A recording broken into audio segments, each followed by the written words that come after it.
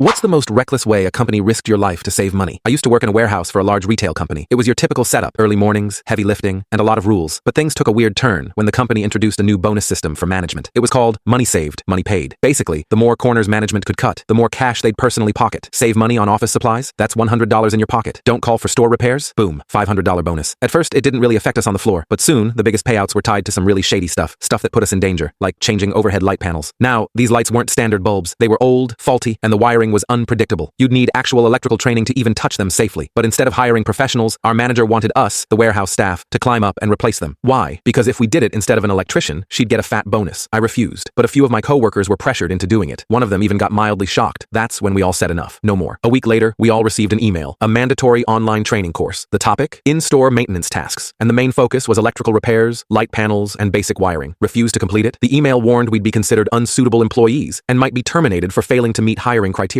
That's when I started documenting everything. I screenshotted every training module, every test, and every message. I also dug up the new management bonus structure. Yep, the same one that literally encouraged managers to bypass safety protocols to make extra money. There was even a top saver award for the manager who cut the most expenses. And it got worse. I found a clause buried deep in our employment contracts, page 36 to be exact. It stated that warehouse employees weren't even covered to unload deliveries. The company was supposed to hire professionals to unload trucks, but guess what? We'd been doing it ourselves the whole time. Why? Because if we got injured, the company wouldn't have to cover a thing. An intentional loophole. We were taking all the risk while they pocketed the savings. I checked in with my best friend who's a lawyer, and with his help, I packaged all this evidence into a neat little file. Training modules, bonus plans, emails, contracts, safety violations, and more. Then I sent it all to the proper external authorities. At first, nothing changed. Management kept pressuring me to sign off on unsafe work. The area manager even told me, "You don't sign this shift off, I'll fire you on the spot." I refused again. The next morning, I showed up for my shift expecting a confrontation, but the store was practically deserted. I unlocked the warehouse, checked the transfer sheets, and went to fill my water bottle. That's when the customer service manager came downstairs with this huge grin on his face. Apparently, our store manager was in mediation for safety violations, and the area manager fired. So was the general manager. They were given a choice: resign quietly with no benefits or face a full-blown investigation by shareholders and the company CEO. A few hours later, the CEO and CFO walked in. They offered me a raise, a formal apology, and even a bonus to quietly drop the issue. I didn't say a word. I grabbed my bag, walked out, and resigned on the spot. I wasn't going to be bought. Not after what they tried to do. From what I've seen since, the company's never really recovered. Their name's been bought, changed, and sold again. They lost millions. Their reputation, gone. All to save a few bucks and reward some greedy managers.